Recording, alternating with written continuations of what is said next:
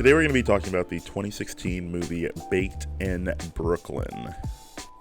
You probably haven't heard of this one before, but this might be one of the worst written movies that I have ever seen. The pacing is definitely a big problem because even though the plot moves like molasses, it is always moving in a semi-believable direction until BAM! Intense hard drug addiction cowers into the frame and takes a shit on the rest of the plot. Hey Mom, I just had a shitty day at work, so I thought I'd call and say hi. The adorable nature of Josh Brener makes the drug addiction reveal kind of like a jump scare too. It really comes out of nowhere. Brew! Gotcha, scared you. It's a big bummer because this movie actually has some really solid chemistry from the two leads and a really fun premise that would make it seemingly impossible to fuck up. But somehow Rory Rooney done did it though. Disappointed! You really got to hear about the dumb shit they added to make this movie an acceptable length to be considered a movie. It's pretty short, but it definitely doesn't feel like it's short. David is a fun dude who is just enjoying New York City with a fancy new job after graduating. He's finally making his mom proud. Well, kinda. Not really. I'm only 22, so I feel like I have some time to get there. When your father was 22, he was already done with the army. He was already a man. He's trying to make his mom proud, but she really just doesn't seem to care about him at all. David meets Kate at a party, and even though this movie is terribly written, trust me, it is, the chemistry between these characters in this opening scene is actually really well done. I actually want to hear more from this conversation, and I'll admit it, I'm intrigued by these two's relationship. It kind of tricked me into thinking this was going to be a good movie at the beginning, because this shit is actually pretty authentic. Things seem to be going perfectly for little old David until BAM! He loses his job and seemingly has no backup options that he can explore. He very quickly abandons his degree and just goes straight into selling weed, even though he doesn't know anything about selling weed and doesn't even enjoy smoking weed. I'll hopefully make enough money to live on, and I'll get to, live, capital L, in a way I haven't before. Plus, I'll have stuff to write about, which would be cool, in that I want to be a writer. I'm gonna sell weed so I can make some money and get inspiration for my novel. That'll totally work. Oh yeah, of course he wants to be a writer. Obviously, look at him. Everyone in David's life is really concerned with him selling weed, especially since he's doing it on the internet where anyone could get him. Oh no. I kind of love how dated everyone's concerns have already become in just 7 years since the movie's release. Everyone is so afraid about him doing stuff on the internet, but if only they could see the New York City weed market now, it's almost entirely online. Things are, once again, going way too well for him at this point. His life really is just a roller coaster of emotions going up and down. There's a lot to not like about this movie, but something I really appreciate about this movie is that they don't shy away from telling us the prices of these drugs. How much is an ounce? $3.70. Let me get 2 ounces. Is there a bulk discount? 2 is in bulk, B. It definitely is a detriment to the plot of this movie. It definitely exposes the lack of knowledge that the writers have for buying weed in New York City. But despite obviously getting ripped off from his supplier, $3.70 for an ounce is very, very high priced, and it would be very hard for him to make profit off of that. He somehow is doing it. He's hustling hard and succeeding. Do you have a knife? Yeah. So it's 80? His girlfriend is not so proud of this hard work though. She's starting to get really sick of his shit. She wants to spend more time with him, but he really only prioritizes getting weed to his customers quickly over everything else that's happening in his life. Yeah, no, I'm really sorry, but I did make it clear I might have to leave early. We just started playing, did we not? Did we not just start playing? I know this sucks, but Can't you just do it after we finish? my customers use me because I'm fast and reliable. I don't think we can play tennis or socialize or anything until you get a new job. Every time we hang out, I have to worry that the DEA is gonna show up with assault rifles and take us to prison. The DEA. Yeah. Really? Yeah. I think you've been watching too many movies. I sell tiny amounts of weed. Yeah, and you sell a lot of them. A lot of teeny amounts of weed. This guy is straight up not a good actor. I kind of feel bad for him because he's thrusted into one of the only emotional scenes in this movie, but he is just not very good at his job. He has some funny scenes throughout the movie, but this scene really shows his poor performance. It's painful. This is one of the funnier scenes in the movie because Kate, his wonderful girlfriend, set up this beautiful birthday dinner for him with all of his friends, but David, he's got to fuck it up somehow. So he just randomly grabs some pills on her counter before his own birthday party, not knowing what they are, and the consequences are quite hilarious. What's going on with you, though? Are you okay? You're like half dead. Oh, it's just I actually took 2 of your clonazepams before we came, so I just need to get some food in my stomach. I don't have any more clonazepam. What are you talking about? Yeah, you do. Yeah, I know. It was on the nightstand. David, that was Zolpidem. Did you really take that? When did you start taking a sleeping pill? When you started coming home at 5 in the morning, waking me up. Why would you take my pills without asking me what they are? I don't know. Because I like them. Bruh. It's kind of wild how most of the conflict in this movie comes from him just taking unknown pills randomly for no fucking reason. My excellent good friends. 1,000 monkeys and 1,000 typewriters couldn't convey how I feel in this moment. Thank you. We get the check. Separate bills. Thank you. You would really think that this would be the final straw for Kate, but unfortunately for her, it's not. Something else that has been barely brewing in the background of the plot is that he really enjoys popping pills from time to time.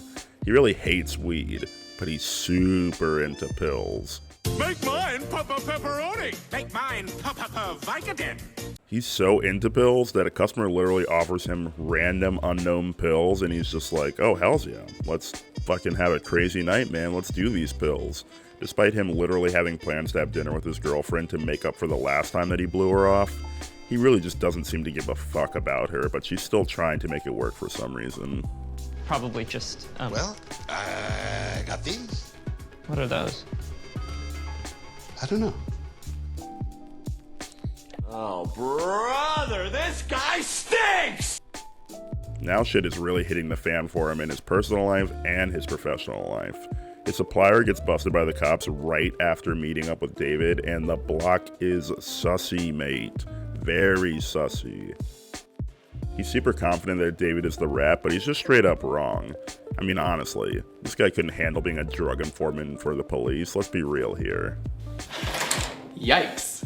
Despite not doing anything wrong, though, David still gets the shit beat out of him, though. It's kind of hilarious how quickly this guy turns on David, because beforehand they honestly seem like they were pretty close and friendly together. Finally, Kate breaks up with him. I'm honestly kind of proud of her at this point because she needs to get away from him. After having a quick cry with mommy's voicemail, though, David finally gets over it and stops being a drug dealer and gets a job as a writer. Oh my god, it's his dream job. Things are going so well for him again. And luckily, Ace didn't kill me. And eventually, he found the kid who really did turn him in, and he texted me, sorry, bro. And I texted him back, it's okay, I forgive you. I was not cut out for that business. Yeah, no shit, Sherlock. At this point, you can definitely tell that the writers are really trying hard to wrap up this movie, but they're just grasping for straws that just aren't there. So he's got to get back together with Kate, obviously, even though he really does not deserve it. This part's also really funny and really shows some of the poor writing for no reason in this movie. They show the address to where she is right now, and it's in Rhinebeck, New York, which is pretty far away from Brooklyn, New York, where he is, but he just decides to bike there? I just don't get why they would add this in. I get the whole, oh, well, he has to do it so quickly, he's in such love that he needs to just get there. But this is literally like an 11-hour bike ride. Like, just take the train, homie. It'll take you an hour and a half to get up there. So after finally finishing this marathon of a bike ride, he arrives at her home, but oh no! She has already moved on, and she's there with her ex-boyfriend. I guess the movie's over, and I guess he's not gonna find love. Oh, never mind. She's still into him for some reason, and it's seemingly going to work out between them. I don't really get why she would still be into him, especially since he's so dirty. I mean, he just did like an 11-hour bike ride, but whatever. True love is true love, maybe. and the movie finally ends with no lessons learned and toxicity is gaslit into the audience's faces. Perfection. Josh Brener was pretty great as the nerdy guy who has to turn to drug dealing character that we have seen so many times in other films before, but he was not so good at playing the drug addicted burnout that we have also seen in many times in movies before. I really love him as Big Head in Silicon Valley. Someone is paying me. Okay, I didn't come just to dance on your boner all night for free. I was not erect. It was only being polite. So you were being polite when you said that you love me? First off, I said you seemed like someone I could fall in love with, and yes, also politeness. But he hasn't really done much outside of that. He excels really well as the side guy, especially as a best friend to the main character, but he just does not handle these emotional peaks very well as the leading character. This movie really doesn't give him a lot of leeway because he is written very poorly, but he does not pull off the desperation needed to feel authentic as someone who needs to sell drugs as a last resort, or to be a drug addicted person who is neglecting the feelings of their friends and family. It just doesn't work at all. He is also basically directly stealing the mannerisms of Jesse Eisenberg, and it's kind of bad because I just wish that Jesse Eisenberg was in this movie. This could have been a perfect role for him, or Michael Cera. Yeah, either of those could have worked better. Kate's character, on the other hand, definitely did not need to be replaced by another actress. Alexandra Daddario played the role really well, and the chemistry between her and Brener was surprisingly well done, honestly. I wouldn't really expect them to work well as romantic leads together, but their chemistry was palpable, and I was very into it. The acting definitely was not the problem with this character. It was the writing of her.